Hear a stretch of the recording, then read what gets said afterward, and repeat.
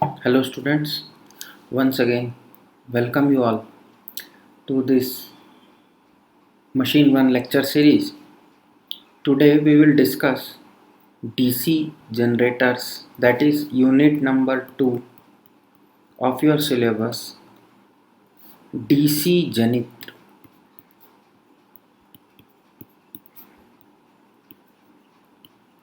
तो जो जनित्र होता है, मैंने आपको लास्ट क्लास में बताया, उसका मुख्य कार्य क्या होता है?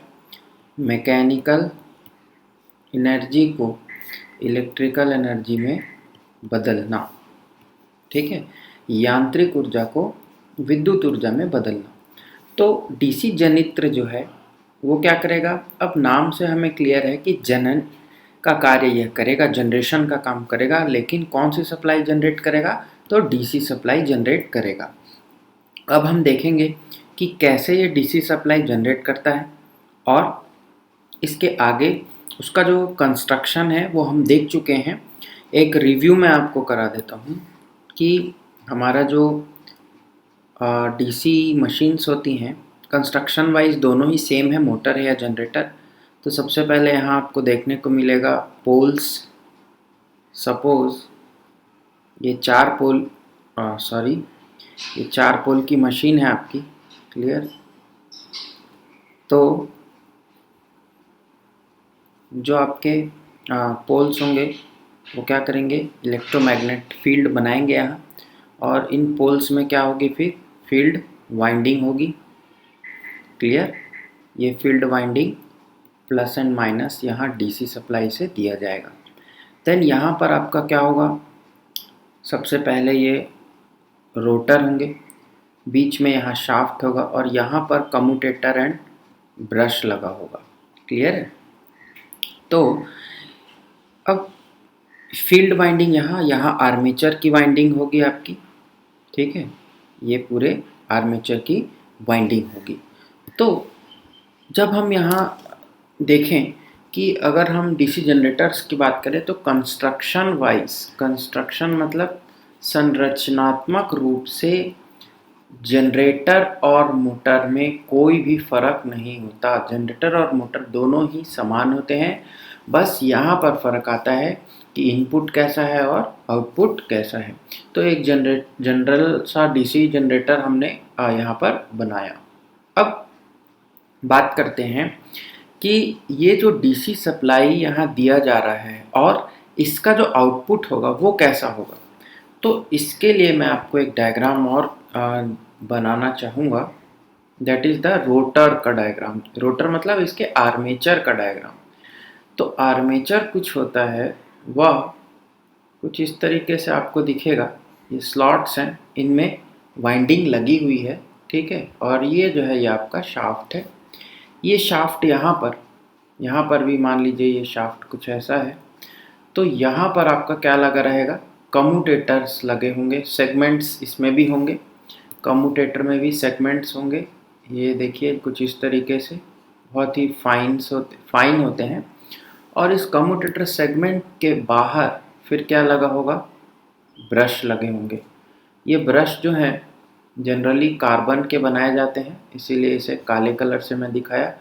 और यहाँ पर से ये क्या होगा? सप्लाई को ये अभी जनरेटर है, तो ये क्योंकि जनरेट करेगा तो करंट बाहर की ओर जाएगा, इन टर्मिनल्स पर जाएगा, जहाँ पर हमें क्या मिलेगा? प्लस माइनस डीसी आउटपुट मिलेगा। ये कुछ आपका कंस्ट्रक्शन हुआ किसका?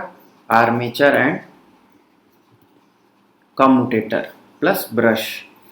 शाफ्ट को यहाँ पर मैकेनिकल इनपुट देना पड़ेगा, घुमाना पड़ेगा इस शाफ्ट को। और ये जो कंडक्टर्स हैं, यहाँ पर जो बिठाए हुए कंडक्टर्स हैं, ये कंडक्टर्स क्या करेंगे? घूमेंगे। अब क्योंकि ये जो डीसी सप्लाई हम दे रहे हैं, ये कहाँ पर दे रहे हैं हम? ये हम दे रहे हैं फील्ड पर, ठीक है। तो दो चीज़ हमारे पास हुआ, एक फील्ड और दूसरा आर्मेचर। तो ये जो फील्ड वाइंडिंग का जो सप्लाई है, यहाँ पर क्या बनाएगा? इसको अल्टरनेट पोल्स में बदल देगा, नॉर्थ एंड साउथ। अगर चार पोल की है तो यहाँ पर से क्या होने लगेगा? फ्लक्स का फ्लो होने लगेगा।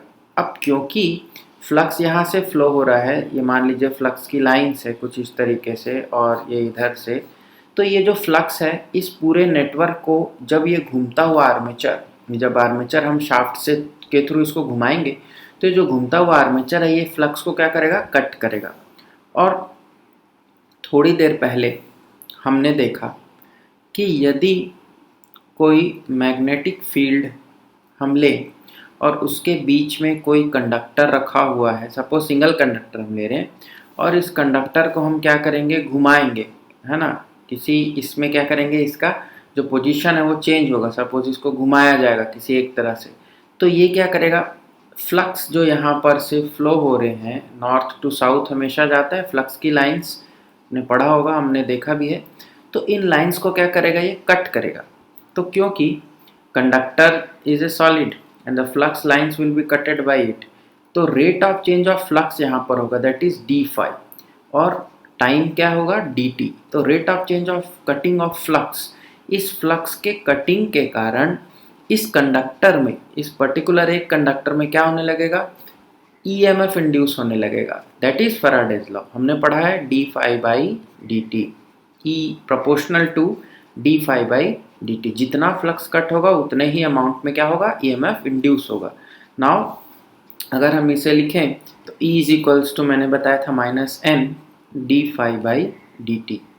यहाँ पर जो ये माइनस साइन है ये लेंज लॉ को बताता है, और जो n है वो नंबर ऑफ टर्न्स को बताता है। सिंगल टर्न हमने लिया, मान लीजिए n नंबर ऑफ टर्न्स हैं पूरे इस आर्मेचर में, तो ये n टाइम्स हो जाएगा D phi by D T के, क्लियर। तो इतना अमाउंट ऑफ क्या होने लगेगा, उसमें ईएमएफ इंड्यूस हो जाएगा। और यहाँ पर थोड़ा सा ध्यान देने वाली बात है कि क्योंकि ये फ्लक्स कटिंग हो रही है यहाँ पर इस कंडक्टर के द्वारा या पूरे कंडक्टर्स के द्वारा with respect to change in time, तो ये जो ईएमएफ इंड्यूस हुआ, थोड़ा सा ध्यान देंगे, ये ईएमएफ में फ्लक्स का वैल्यू चेंज हो रहा है, चेंज हो रहा है, इसका मतलब ये जो ईएमएफ मेरा बनने वाला है ये कौन सा ईएमएफ होगा, एसी होगा, नॉट डीसी। क्योंकि डीसी ईएमएफ में क्या होता है, डीसी ईएमएफ में फ्लक्स जो है वो कांस्टेंट रहता है, मतलब फ्लक्स का चेंज नहीं होता है ना। तो डीसी जो होगा उसमें rate of change of flux आपको देखने को नहीं मिलेगा। बट अब हम बोल रहे हैं कि यहाँ पर आउटपुट में तो डीसी हमें मिल रहा है, तो क्योंकि इन आर्मेचर के कंडक्टरों में क्या फ्लो होने लग गया, यहाँ से तो क्या होने लग गया, फ्लो होने लग गया, कौन सा करंट, एसी करंट जनरेट हुआ। बट डीसी में कैसे बदलेंगे, तो उस काम के लिए इस असेंबली को लगाया गया है, इसे हम बोलते हैं कम्यूटेटर, और ऊपर में इसके लगाए गए हैं brushes, commutator and brush assembly, दिक् परिवर्तक एवं ब्रूस असेंबली। तो अब इसका काम क्या है, सपोज ये हमारा रोटर है और इसके बाद ये लगा हुआ है ये कम्यूटेटर है, तो कम्यूटेटर के भी सेगमेंट्स होंगे। अब ये जो कम्यूटेटर के सेगमेंट्स होंगे और इधर मान लीजिए ये शाफ्ट है, तो ये जो कम्यूटेटर के सेगमेंट्स हैं ये किससे जुड़े हैं, ब्रश से जुड़े हैं, क्लियर, ब्रश। और ये जो ब्रश है, दोनों दो ब्रशेस होंगे एक मशीन में कभी भी, क्योंकि दो पेयर हमारा आउटपुट में बनता है। तो ये जो ब्रश की जो कम्यूटेटर और ब्रश की जो असेंबली है ये क्या करेगी, यहाँ पर से आने वाला जो एसी करंट है जो कि इस कम्यूटेटर को दिया जाएगा उसको किस में बदल देगी, उसको बदल देगी डीसी आउटपुट में। और यहाँ पर हमें plus and minus DC current यहाँ मिलेगा, और वोल्टेज अगर देखेंगे तो डीसी आउटपुट। तो कम्यूटेटर जो कि इम्पॉर्टेंट डिवाइस है या पार्ट है बोलो, ये क्या करता है, एसी टू डीसी कन्वर्जन, मतलब क्या कर रहा है, ये रेक्टिफायर की तरह काम कर रहा है, इसे हम रेक्टिफिकेशन बोलते हैं। तो commutator is nothing but a mechanical rectifier, आपको याद रखना है, मैकेनिकल रेक्टिफायर, इलेक्ट्रिकल नहीं है। और ये कैसे कन्वर्ट करता है, क्यों इसमें कन्वर्जन हुआ, ये थोड़ा सा पीएचडी नॉलेज है, तो आपको इसमें नहीं जाना है, केवल इतना याद रखना है कि एसी टू डीसी कन्वर्जन ये करेगा कब, जब ये जनरेटिंग मोड पर है, जनरेटर में, ठीक है, ये केवल और केवल किस में, जनरेटर पे ऐसा होगा। कम्यूटेटर का काम क्या है, रेक्टिफिकेशन का, कहाँ, जनरेटर में, क्या, AC to DC conversion. Now I am clear कि जब हमने यहाँ पर डीसी सप्लाई दिया, अच्छा ये जो डीसी सप्लाई जो फील्ड हम बना रहे हैं इसके लिए हमें क्या है, डीसी रिक्वायर्ड है। तो आप यहाँ से ये बोल सकते हैं कि ये जो डीसी सप्लाई है ये मैं बैटरी वगैरह से या ऐसे सूटेबल सोर्स से दूंगा जो डीसी इसको सप्लाई करे। बिना फील्ड में डीसी दिए हमारा काम नहीं होने वाला। हाँ, अगर एक बार आपने मोटर जनरेटर को चालू करा दिया डीसी दे करके, उसके बाद इस फील्ड को भी इसी से ही सप्लाई अगर दे रहे हैं मान लीजिए, तो ये डीसी की आवश्यकता वहाँ नहीं है, फिर ये अपना सेल्फ सफिशिएंट होकर के काम करेगा। But DC is required for making the field. ये घुमाए हम मैकेनिकल एनर्जीज को दिए इनपुट में शाफ्ट को, जब ये आर्मेचर घूमने लगा तो ये क्या किया, फ्लक्स को कट कराया। फ्लक्स कट होने से क्या हुआ, D phi by D T, और D phi by D T होने से क्या हुआ, ईएमएफ इंड्यूस हुआ। Now this EMF induced is AC. अब इसको कन्वर्ट कराना है डीसी में, तो क्योंकि हमारा जनरेटर क्या है, डीसी है, तो एसी तो ये दे रहा है, तो यहाँ से क्या करेंगे, हम कन्वर्ट कराएंगे। तो कन्वर्जन का काम कौन करेगा, ये कम्यूटेटर और ब्रश की असेंबली करेगी, एसी टू डीसी कन्वर्ट करा देगा। इससे एक इम्पॉर्टेंट कंक्लूजन हमें मिला, क्या मिला, कि AC only can be generated, DC can't be generated. बहुत इंपॉर्टेंट है, आप डीसी को उत्पन्न नहीं कर सकते। अगर आप इस पॉइंट को याद रखेंगे तो आपको बहुत काम आने वाला है। डीसी कांट बी जनरेटेड, हम एसी ही जनरेट कर रहे हैं, only AC can be generated, मतलब डायरेक्ट करंट का जनरेशन नहीं हो रहा। अब आपको मन में ये सवाल आएगा कि सर फिर डीसी जनरेटर क्यों बोले, क्योंकि इसका आउटपुट जो है that is DC, but originally in general या इन बेसिक जनरेट क्या हो रहा है, एसी ही हो रहा है। मान लीजिए यहाँ ब्रश और कम्यूटेटर मैंने हटा दिया, तो क्या ये एसी इसमें कन्वर्ट होगा, no, answer is no. But AC generator वहाँ पर बोला जाएगा, वहाँ थोड़ी सी प्रिंसिपल ऑफ ऑपरेशन में जरूर चेंज होगा, बट या कंस्ट्रक्शन में, बट एसी ही जनरेट करेंगे। तो इन जनरल क्या जनरेट हो रहा है, only AC, EMF is always AC, but it is converted into DC in DC generators. So this is all about the working of DC generator, कैसे DC generator DC बनाता है। Simple सा एक फंडा है जो हमने पढ़ा यूनिट नंबर 1 में, that is E is proportional to D phi by D T. यहीं से ही हमारा पूरा काम वो करता है। अब क्योंकि हमने ये देख लिया कि डीसी कांट बी जनरेटेड, तो अब आप बोलेंगे कि सर डीसी एक बैटरी में लेता हूँ, यहाँ पर प्लस एंड माइनस, और यहाँ पर एक मैं लगा देता हूँ कोई लोड, और ये लोड जो है वो तो काम कर रहा है, तो डीसी पावर तो जनरेट हुआ। बट ये जो बैटरी है, ये जो बैटरी का जो सोर्स है, it is not a generator, it is storage की तरह काम करता है। ये हम स्टोर करके रखे हुए हैं किसको, डीसी पावर को, और ये हम बाद में उसको यूज़ कर रहे हैं यूजिंग द लोड। बट अगर जनरेशन की बात करें तो डीसी का जनरेशन नहीं हो सकता, although it can be stored for some time, stored कर सकते हैं। जनरेट तो क्या होगा, एसी, उसके बाद उसको कन्वर्ट कराएंगे, कन्वर्जन के बाद हम उसको स्टोरेज कर सकते हैं। तो ये पॉइंट्स आपको ध्यान में रखना है। आपको कभी कोई पूछे ये वाला कि क्या डीसी जनरेट हो सकता है, answer is no, can't be generated, but can be stored, converted from AC. Clear. तो ये नोट्स को आपको याद रखना है, इम्पॉर्टेंट है। कुछ ऐसे पॉइंट्स भी मैं बताऊंगा, ये आपको नोट्स में नहीं मिलेंगे, तो आपको वीडियो लेक्चर इसीलिए देखना ज़रूरी है। कुछ ऐसे पॉइंट्स होते हैं जो हम समझाते समय बताते हैं और बीच में ही रहता है। तो ये जो था, ये हमारा था all about the DC generation. Now the second topic for today is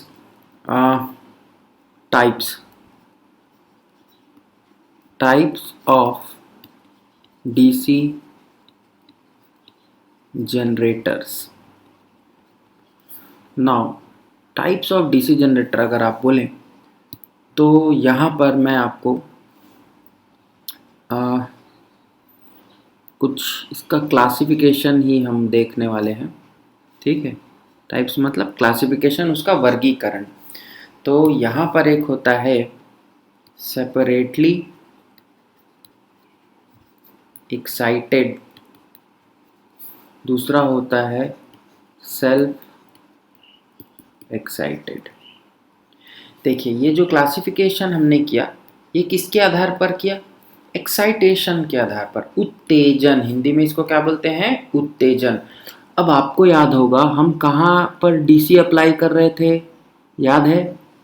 कहाँ पर अप्लाई कर रहे हैं? फील्ड पर, field, DC plus and minus. अभी हमने देखा था कि हमने यहाँ पर अप्लाई किया था, फील्ड पर ये डीसी लगाया था। तो एक्साइटेशन किसको दे रहे हैं हम? फील्ड वाइंडिंग को दे रहे हैं। दैट्स वाई इसका जो नाम है या जो जनरेटर्स का नाम पड़ा, ये जो क्लासिफिकेशन हम देख रहे हैं ये क्या है? DC generators based on excitation, excitation के कारण। सेपरेटली एक्साइटेड, सेपरेटली एक्साइटेड और सेल्फ एक्साइटेड।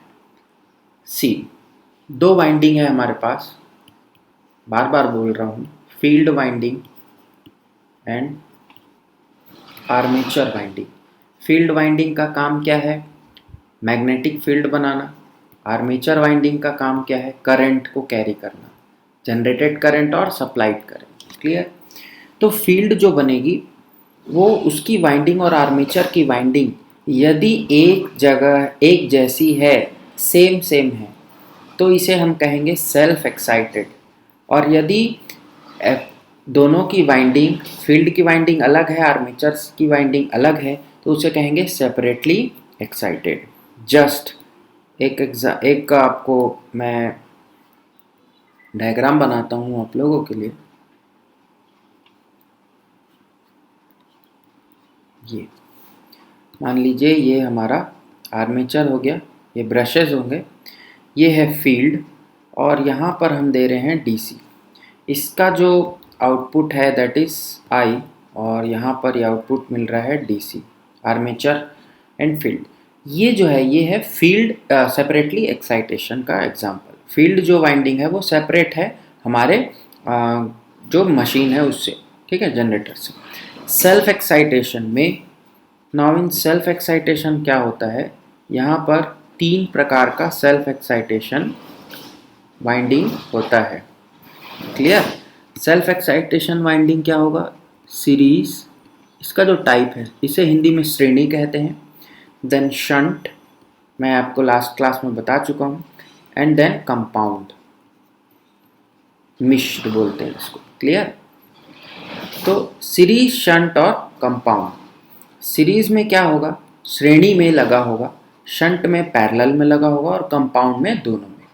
तो यहाँ पर यदि हम सेल्फ एक्साइटेशन मशीन्स की बात करें तो श्रेणी होगा, इसे मैं हिंदी में लिख देता हूँ, इसे हम कहेंगे श्रेणी, इसे शंट ही कहेंगे और इसे मिश्र या कंपाउंड कहेंगे। Clear? Shunt, series and compound, these all 3 types are under the self excited DC generators। तो अब हम यहाँ पर इनके टाइप्स को देखेंगे। Separately excited is just a single type, इसको उतना ज़्यादा इंपॉर्टेंस नहीं है, बस इसमें ये ध्यान रखना है कि field is separate from the armature windings and it is supplied from different source. अब हम बात करते हैं हमारे सेल्फ एक्साइटेशन। तो इसमें सबसे पहला जो मेरा जनरेटर है that is DC series generator. DC series generator क्या है? तो अब हम इसका डायग्राम बनाएंगे। देखिए सारे डायग्राम्स आपके लिए इम्पॉर्टेंट है, हम लोग को सभी डायग्राम्स को एकदम ध्यान से देखना है, ठीक है। और कैसे उसे रिप्रेजेंट करते हैं ये भी मैं आपको बताऊंगा। जस्ट अगर हम डीसी सीरीज जनरेटर की बात करें तो वो कुछ इस तरीके से दिखेगा। इसमें अब हम नाम लिख देते हैं that is plus and minus DC. Then यहाँ पर current will be out, line current, ये है RSE।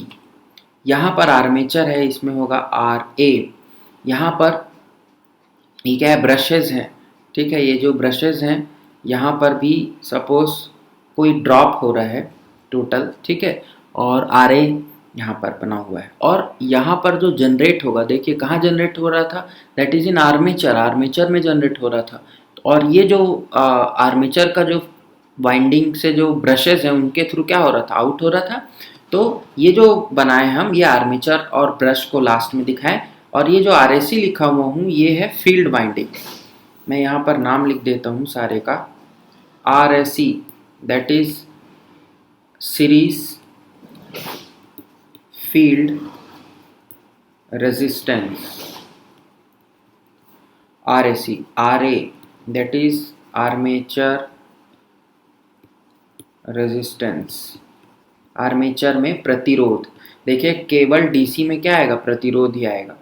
फिर हम लिखते हैं ईजी, ईजी क्या है, जनरेटेड ईएमएफ दैट इज जनित्र ईएमएफ। फिर आई एल, ये क्या है, लाइन करंट या लोड करंट, इसे लाइन या लोड करंट कहिए, लोड धारा। देन यहाँ पर इसे लिखते हैं हम वीटी, वीटी मतलब terminal voltage, terminal voltage Hindi में टर्मिनल विभव या वोल्टेज बोलेंगे। ये सारा टर्म्स आपको थोड़ा सा ध्यान में रखना है।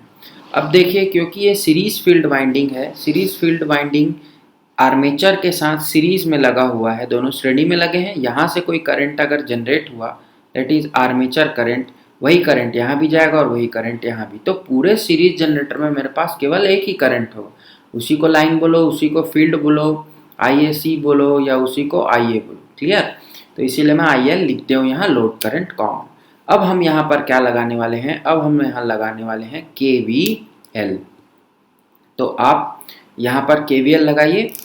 आई आपने सर्किट में पढ़ा होगा किरचॉफ का वोल्टेज लॉ। तो किरचॉफ का वोल्टेज लॉ अगर हम लगाएंगे यहाँ पर प्लस माइनस ईजी ऐसा ले लेता हूँ, तो यहाँ से करंट स्टार्ट होगा, तो ईजी जनरेटेड ईएमएफ लिखे, then plus I A into R A, ये ड्रॉप होगा एक drop, I A R A armature resistance drop, V into I होता है वोल्टेज ड्रॉप लिख रहे हैं हम। देन प्लस यहाँ पर ब्रश में एक ड्रॉप लेना है, suppose V B brush drop, इसको क्या लिखते हैं, ब्रश ड्रॉप, क्योंकि ब्रश भी क्या है, रजिस्टिव मटेरियल है, तो वहाँ पर भी कुछ वोल्टेज का ड्रॉप होगा। जनरली से 1 या 2 वोल्ट क्वेश्चन में दिया रहता है, अगर नहीं दिया है तो आप वी बी को 0 ले लेंगे, तो यहाँ लिख देंगे वी बी। देन प्लस इस सीरीज फील्ड में भी लॉस होगा, आई ए सी इंटू आर ए सी। अब आई ए लिखे, आई ए सी लिखे या आई एल, बात एक ही है, मैं आई ए ही लिख रहा हूँ सबको, तो आई ए इंटू आर एस ई, और यहाँ पर कुछ भी नहीं है, यहाँ पर लिख देंगे plus V T equal to 0, यहाँ क्या था माइनस, यहाँ माइनस लिख दिए। तो अगर हम टोटल इसको एक तरफ लेकर के लिखें तो ये क्या मिलेगा, ईजी उधर चला जाएगा, तो generated EMF is equals to V T terminal voltage plus of I A R S E plus I A R A, ठीक है, बड़ा छोटा आप लिख सकते हैं, प्लस वी बी। क्लियर? तो ये मेरा बन गया क्या, ये मेरा बन गया डीसी सीरीज जनरेटर का equation. E G generated EMF is equals to terminal voltage plus armature resist current, current एक ही है, R A C resistance of the field series field and R A armature resistance and V B brush drop. Important, इससे question बनेंगे। ये था DC series generator का। अब हम सेकंड में लिखेंगे, सेकंड हमारा आएगा डीसी शंट जनरेटर।